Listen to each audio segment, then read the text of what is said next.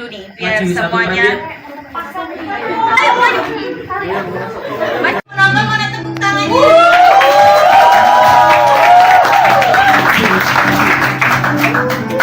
Di malam hari ini kita mau merayakan Natal bersama dengan teman-teman Komparam. Jadi di sini kita akan menyanyikan lagu bersama, berdoa, baca firman, dan juga nanti ada games juga. Ada door prize nggak nih Kak kira-kira nanti? Ada. Jadi jangan, kita nggak bakal bosan guys. Bagaimana Mas? Mungkin sebelum memulai semuanya kita akan berdoa dulu. Untuk Mbak Danti boleh kita tolong di. Oke. Baik teman-teman, sebelum kita mulai mari kita berdoa. Selamat malam Tuhan Yesus. Terima kasih atas penyertaan kasih setiamu bagi kami sehingga kami boleh sampai di tempat ini dalam keadaan sehat dan penuh dengan sukacita. Dan kita bisa sampai dengan sehat. Juga terima kasih kepada Bapak Dwi Argo Nusito yang sudah hadir, kepada Mas Noblat juga sebagai majelis panggung, juga teman-teman panitia sekalian yang sudah benar-benar berkontribusi penuh, berpeluh lelah untuk bisa membuat acara ini lancar. Kita juga terima kasih kepada warga Komparam yang sudah hadir. Semoga acara ini bisa berjalan dengan lancar. Apa harapannya Mas untuk Harapannya dengan acara Natal bulan kali ini bisa membuat kita bisa menghayati kasih Kristus dengan lebih baik lagi. Terima kasih, Evan semuanya. Sama semangat dengan penuh sukacita di dalam Tuhan juga, dan juga saya terima kasih sama panitia Komparam yang begitu effort banget menyiapkan perayaan Natal pada hari ini ya teman-teman. Big applause dong buat panitia. Oke, dan juga kalau misalkan teman-teman semakin dekat dengan Komparam, silakan untuk semakin aktif di Komparam karena memang kita butuh teman-teman semuanya untuk setidaknya mengembangkan Komparam seperti jargon kita tadi, semakin solid, semakin jaya terus. Gitu ya teman-teman ya. Jangan lupa juga teman-teman di sini silakan ikut berpartisipasi untuk bisa semakin solid dengan teman-teman Komparam di sini. Aku saya juga mungkin ada yang belum kenal satu sama lain. Ini adalah saatnya kalian buat saling mengenal teman-teman yang ada di Komparam. Oke, itu ya. Untuk yang terakhir, solid. Komparam. Komparam. Komparam.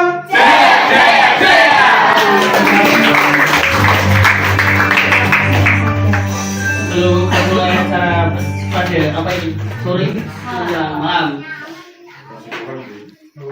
bisa untuk beli tayangan ini.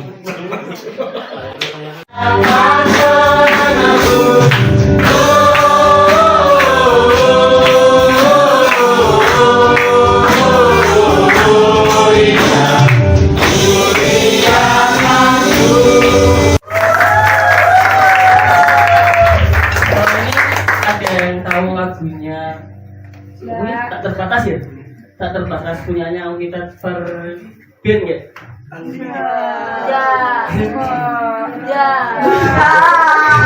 Kalau kita dengerin Mas Agil Solo aja. Oke, belajar pelan-pelan ya. Kita sama-sama belajar nih Mas. Lagu baru ini.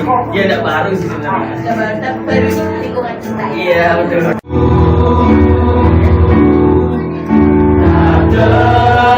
Terbatas kuasamu, tak terduga caramu, kau yang kuandalkan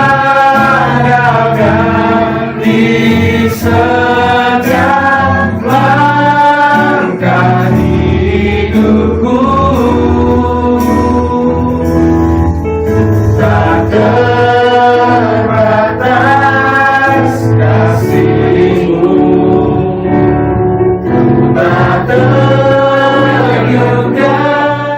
Teman-teman yang terkasih, saya mengajak kita untuk bertepuk tangan, memberikan apresiasi untuk kita semua.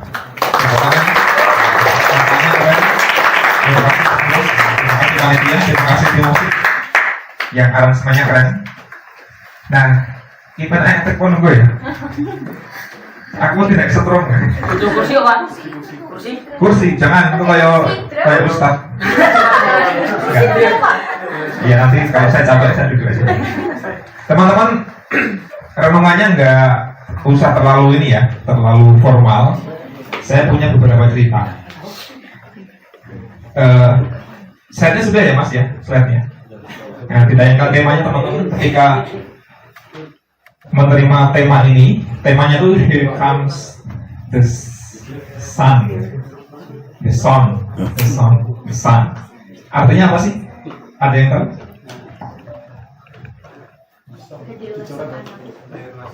Hadirlah atau lahirlah sang anak.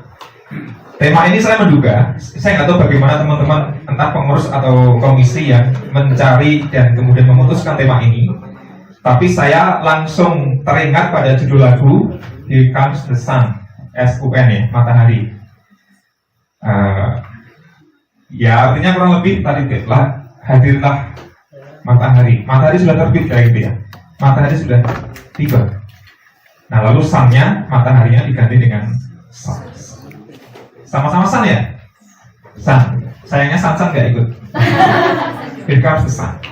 Datangnya sang anak, yaitu Yesus Kristus anak Allah. Nah teman-teman, beberapa waktu yang lalu saya membaca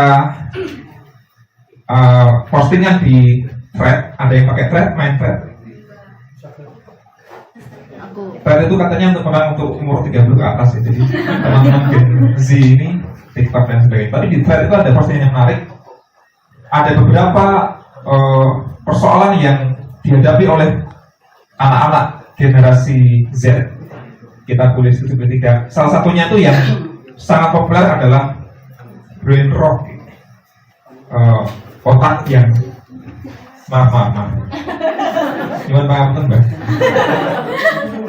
Otak yang apa ya? Rot itu alom atau bahkan membusuk gitu ya. Kenapa begitu? Karena anak-anak Gen Z itu kebanyakan melihat postingan yang singkat-singkat, kemudian otaknya itu diibaratkan gampang, seperti gua itu gampang alom. Apa sih alom bahasa Indonesia-nya?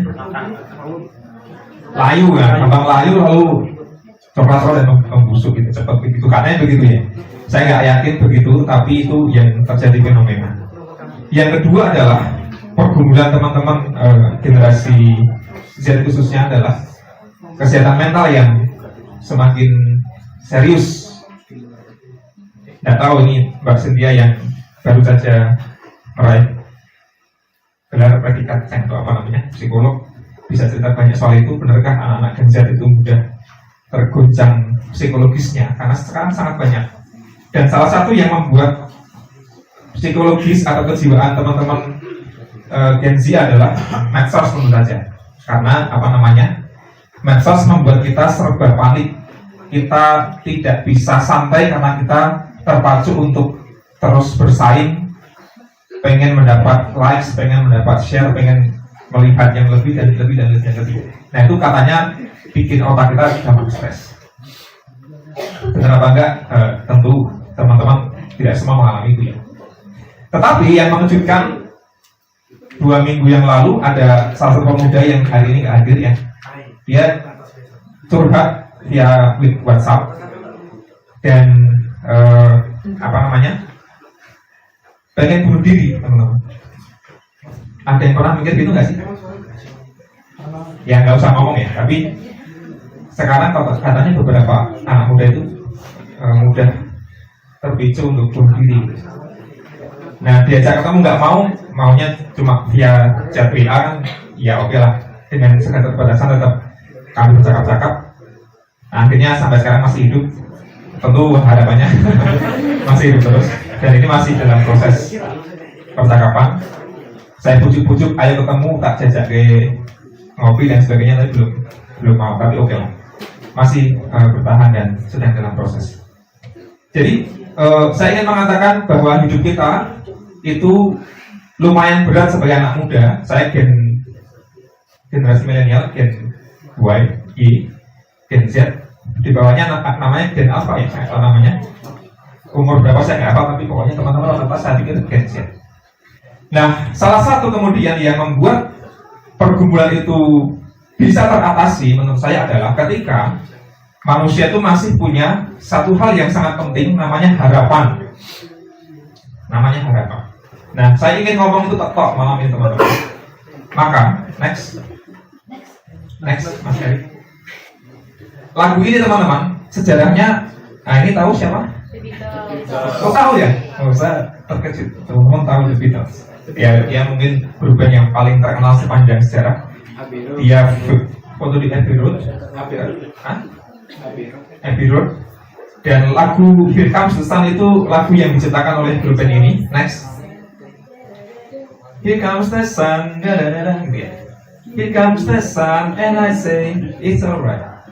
Itu saya lupa tahun 60 berapa lagunya, teman-teman belum saya lahir ya. Tapi tercipta ketika waktu itu mereka berkunjung ke seorang musisi teman mereka, Eric Clapton namanya, gitaris yang sangat terkenal, penyanyi terkenal, Eric Clapton. Lalu kemudian waktu itu sedang musim dingin yang sangat hebat dan matahari nggak bersinar gitu ya. Pokoknya mereka dalam pergumulan grup band yang sedang dalam konflik, mereka juga dihadapkan pada pergumulan musim dingin yang cukup parah, winter. Kemudian mereka menghayati bahwa ternyata setelah ada musim dingin yang panjang itu kemudian matahari juga muncul nih. Lalu mereka merefleksikan, oh hidup kita ini kayak gitu, kayak kadang-kadang ada musim dingin, kadang-kadang ada musim panas, kadang-kadang ada musim semi. Nah kita sedang di musim dingin nih, sedang tidak baik-baik saja, katakanlah begitu. Tapi kemudian becomes the sun, matahari itu akhirnya terbit. Oh spring. Lalu kemudian mereka menghayati, oh ini adalah harapan teman-teman. Harapan. Dan delalah ketika lagu ini saya renungkan. Jadi merenungkannya tidak selalu harus pakai ayat Alkitab ya, tapi lirik lagu juga penuh dengan makna teologis, makna rohani. Next. Ini juga Here Comes the Sun. Saya nggak yakin apakah ada teman-teman yang tahu ini tokoh siapa. Next. Ini adalah patung atau bukan patung tapi ukiran dewa matahari, Sun God. Dan ini adalah zaman kekaisaran Romawi. Di zaman itu teman-teman ada penyembahan pada dewa matahari. Lalu namanya Sol Invictus, matahari yang tak terkalahkan. Lalu ketika bulan Desember di Eropa sana itu kan ada winter juga. Saya ingin cerita kenapa Natal kita 25 Desember. Di Desember itu ada musim dingin yang panjang. Puncaknya adalah winter solstice itu. Puncak musim dingin, lalu kemudian setelah puncak musim dingin selesai, lalu matahari itu muncul, matahari mulai terbit di ujung sana gitu ya. Lalu kemudian ada festival Saturnalia merayakan dewa kesuburan di kekaisaran Romawi kuno dan menyambut matahari yang terbit. Artinya kalau matahari terbit kemudian tumbuh-tumbuhan subur kembali dan mereka panen. Jadi ada festival penyembahan dewa matahari ini pada waktu itu. Nah, baru tahun 336 Masehi itu Kaisar Konstantinus pertama, Konstantin Agung, itu baru kemudian mencanangkan Natal dirayakan. Kenapa? Waktu itu sebelum itu gereja sudah lahir, tapi selama 300 tahun lebih gereja berarti tidak merayakan Natal. Jadi Natal itu nggak penting-penting amat waktu awal-awal gitu. Gereja tidak merayakan Natal, merayakannya Paskah dan Pentakosta. Baru setelah zaman Kaisar Konstantinus itu, karena dia menjadi Kristen dan seterusnya, singkat cerita, lalu yuk kita merayakan kelahiran Yesus. Karena mereka sudah mengganti penyembahan dewa matahari, sudah dilarang itu penyembahan pagan dan sebagainya. Mereka menjadi Kristen, yang kita sembah adalah Tuhan Yesus. Tapi kita belum punya perayaan kelahirannya. Kapan dirayakan nih? Wong kaisar saja lahir dirayakan, gitu ya. Masa Tuhan kita, sesembahan kita tidak dirayakan kelahirannya? Lalu mereka mencari-cari cara bagaimana supaya mengadakan perayaan kelahiran, lalu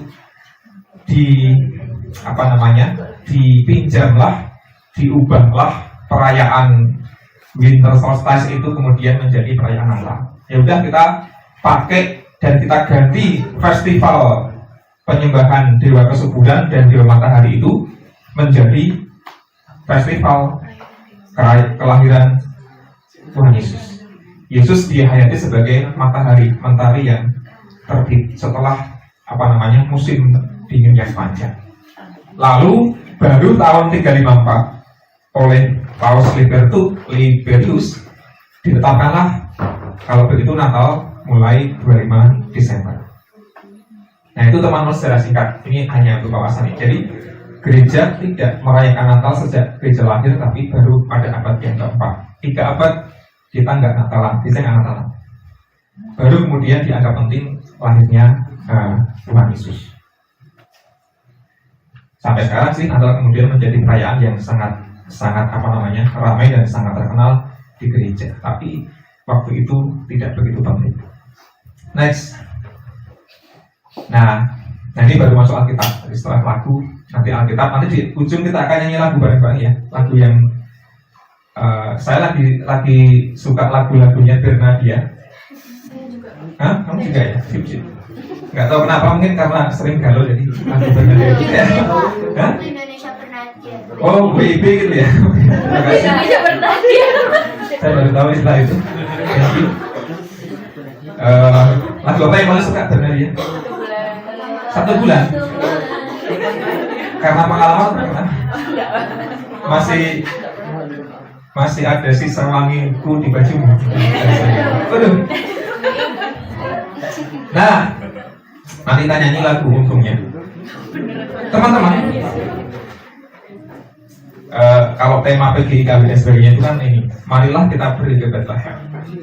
Saya ingin merefleksikan satu hal yang singkat teman-teman, bahwa Natal waktu itu juga jauh dari festival, jauh dari keramaian.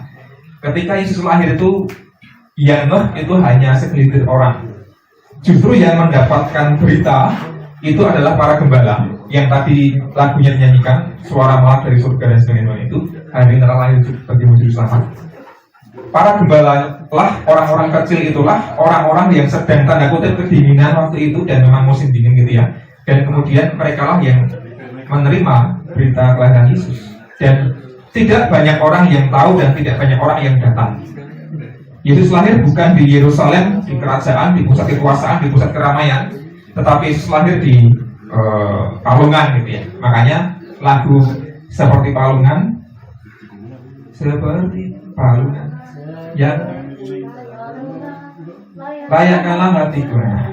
Maka menurut saya yang paling penting adalah bukan tempatnya seperti apa, bukan keadaan seperti apa, tetapi selama ada palungan yang siap menerima Yesus, Natal menjadi bermakna. Maka panggilan atau seruan Natal tahun ini adalah marilah kita pergi ke Bethlehem, kita menjumpai sang anak yang lahir itu. Maka Here Comes the Sun menjadi sebuah berita yang Yesus sudah lahir nih. Terus gimana? So what kalau Yesus sudah lahir? Ya tiap tahun kita tahu itu Yesus sudah lahir. Tapi kemudian kita bisa apa? Nah mungkin sikap yang perlu kita miliki adalah seperti palungan yang sederhana, yang mungkin nggak dianggap, tapi di dalam hati kita ada Tuhan Yesus. Mungkin kita bukan siapa-siapa di medsos, kita mungkin akunnya ya cuma sekedar orang yang memfollow. Mungkin kita nggak terkenal Bernadia, mungkin kita nggak sekaya siapa gitu ya. Sekaya siapa ya? Raffi Ahmad. Lalu kita mungkin nggak sehebat siapalah, tapi mungkin kehidupan kita barangkali sedang dalam tanda kutip musim dingin, sedang dalam pergumulan yang berat, sedang dalam masalah yang tidak kunjung selesai. Mungkin tahun ini tahun yang cukup berat bagi kita, termasuk dari saya tahun ini tahun yang mungkin salah satu yang paling berat sepanjang 13 tahun menjadi pendeta. Dan kadang-kadang kita berada di situasi yang nggak tahu nih mau bagaimana, dan kita belum tahu ujungnya kayak apa.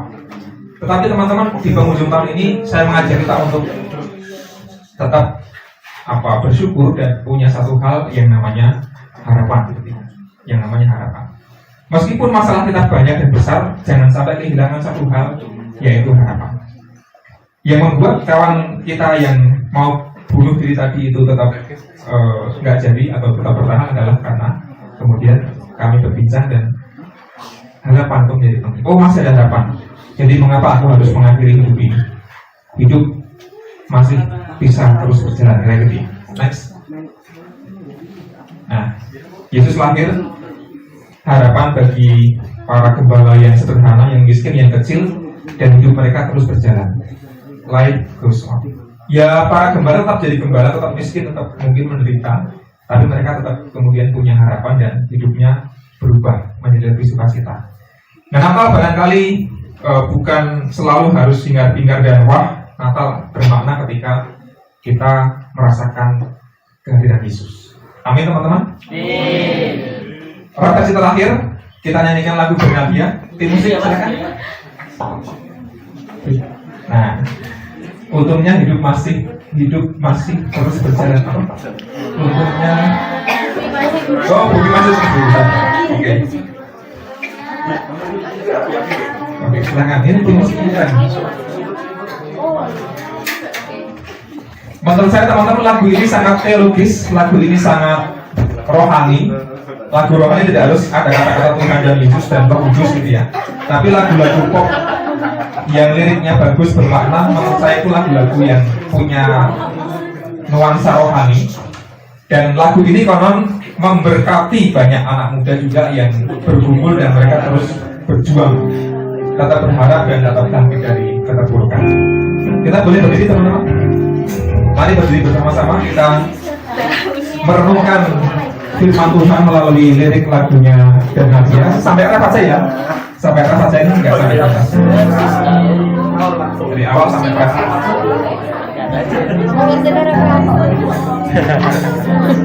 Yang tahu lagi ya? Boleh. Kamu bukan person Nadia ya kamu ya? Lagi-lagi tuh Pak. Tapi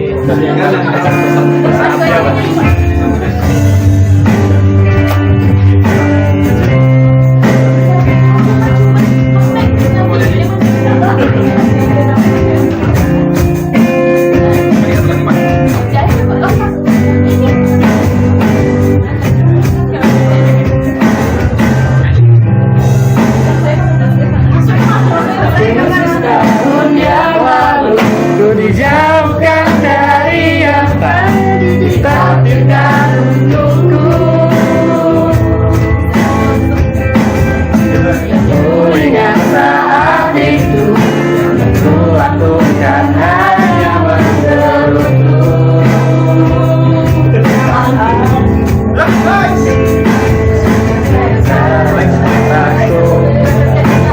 Rencana sangat penentu.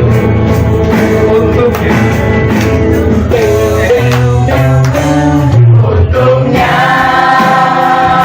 bumi masih berputar. Untungnya ku tak pilih menyerah. Untungnya ku bisa rasa hal lain yang datangnya. Untungnya bumi masih berputar. Untungnya bumi masih berputar. Untungnya tak ingin menyerah. Untungnya ku bisa rasa hal-hal baik yang datangnya belakangan. Oke teman-teman, mari kita berdoa. Ya Tuhan, kami sungguh bersyukur karena bumi masih terus berputar dan hidup kami masih terus berjalan. Meskipun terkadang kami mengalami berbagai macam pergumulan sebagai anak-anak muda, pemuda maupun remaja di GKJ Pekalongan ini. Baik itu pergumulan kami secara pribadi, pergumulan kami di tengah keluarga, pergumulan kami di tengah pelayanan, dan juga dimanapun kami berada. Ketika masalah datang silih berganti dan hidup kami terasa berat seperti musim dingin yang panjang. Namun kami tahu Tuhan bahwa selalu ada harapan di dalam Tuhan. Di balik segala pergumulan akan lahir harapan. Sebagaimana Kristus yang lahir membawa harapan baru bagi orang-orang yang sedang bergumul, para gembala, orang-orang kecil, orang-orang miskin, dan orang-orang menderita. Maka ya Allah, biarlah Kristus hadir dalam hati kami masing-masing, dan kehidupan kami meskipun mengalami berbagai macam persoalan dan pergumulan, kami tidak menyerah, karena kami yakin bersama Kristus hidup terus berjalan. Terima kasih Tuhan, di dalam nama Tuhan Yesus Kristus kami berdoa. Amin. A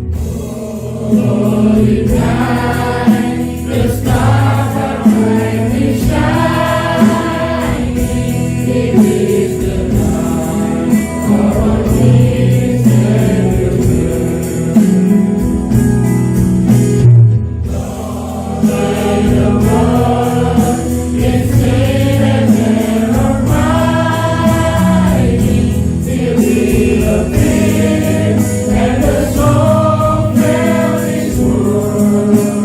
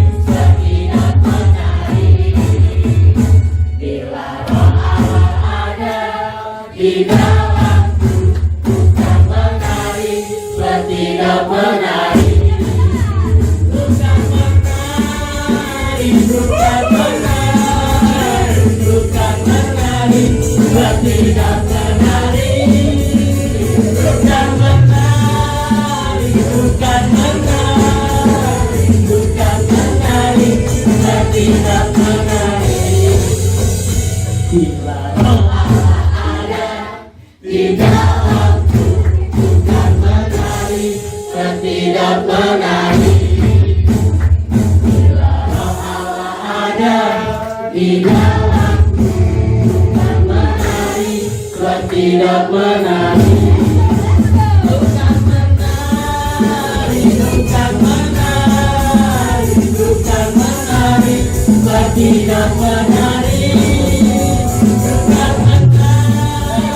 Bukan menari, tidak menari. Oke.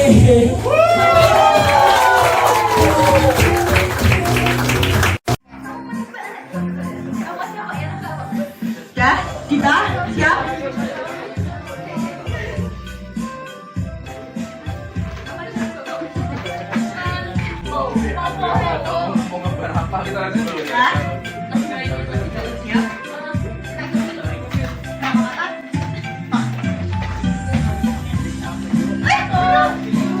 Tiga, lima, empat, tiga, dua, satu. Oke, udah. Terus apa Eva? Wah, susah.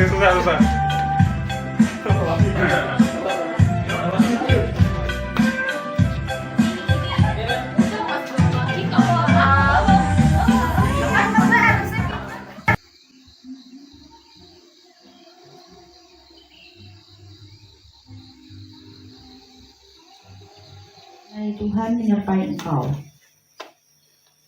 Maria terkejut mendengar perkataan itu, lalu bertanya di dalam hatinya, apakah arti salam itu? Kata malaikat itu kepadanya, jangan takut, hai Maria, sebab engkau beroleh kasih karunia di hadapan Allah. Sesungguhnya engkau akan mengandung dan melahirkan seorang anak laki-laki dan hendak Dikatakan oleh Allah bahwa Dia akan mengandung diri sama kita yaitu Yesus. Buat teman-teman di sini, bagaimana ketika kita memposisikan diri yang cewek sebagai Maria, ketika dikabarkan malaikat bahwa kamu akan mengandung, terkejut ya? Shock ya mas ya? Shock. Apalagi yang dari kuasa Tuhan Yesus. Pernah nggak? Ada yang punya pengalaman di sini? Tiba-tiba dikasih berkat gitu, atau tiba-tiba pas tidak punya uang nih, kok tiba-tiba ada yang ngasih uang gitu, pernah nggak? Pastinya pernah ya. Apakah teman-teman pernah berpikir bahwa itu adalah sebuah kejutan dari Tuhan Yesus? Kejutan dari apa? Biasanya kita memikirkannya, yaudah, oh yes, puji Tuhan dapat uang gitu. Dari misalnya katakanlah Mas Erik tiba-tiba ngasih uang gitu. Di malam tiba-tiba Mas Agil ngasih uang gitu. Buat hal yang indah kan juga ada di malam. Apakah itu termasuk berkat dari Tuhan? Termasuk kan? Tapi yang tiba-tiba dia terkejut mendapat kabar yang begitu menurut saya begitu mengagetkan ya teman-teman ya, karena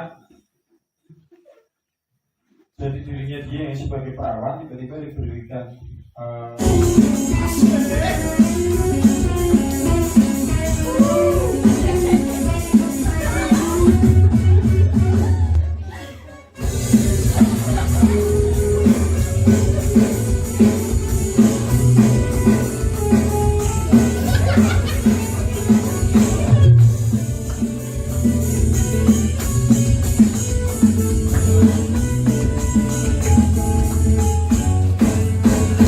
Bila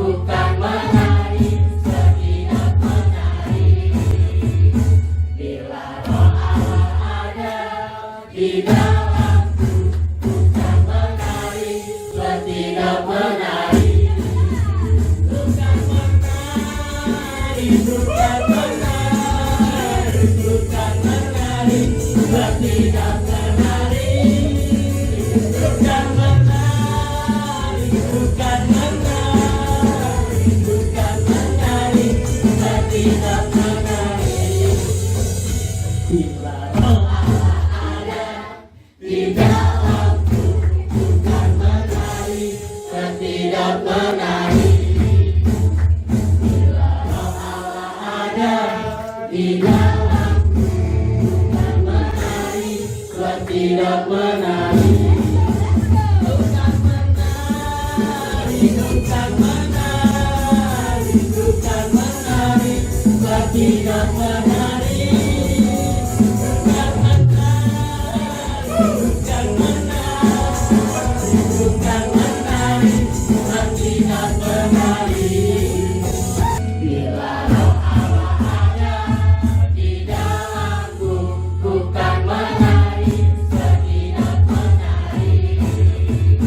Bila roh Allah ada di dalamku, bukan menari, Tuhan tidak menari. Bukan menari, bukan menari, bukan menari, Tuhan tidak menari. Bukan menari, bukan menari, bukan menari, Tuhan tidak menari. Bila roh Allah ada di dalamku, bukan menari, Tuhan tidak menari. Bila roh Allah ada di dalamku, bukan menari, Tuhan tidak menari. Bukan menari, bukan menari, bukan menari, Tuhan tidak menari. Bukan menari, bukan menari, bukan menari, Tuhan tidak menari. Bila roh Allah ada di dalamku, bukan menari, Tuhan tidak menari. Bila roh Allah ada di dalamku, bukan menari, Tuhan tidak menari. Bukan menari, bukan menari, bukan menari, Tuhan tidak menari. Bukan menari, bukan menari, bukan menari, Tuhan tidak menari. Bila roh Allah ada di dalamku, bukan menari, Tuhan tidak menari. Bila roh Allah ada di dalamku, bukan menari, Tuhan tidak menari. Bukan menari, bukan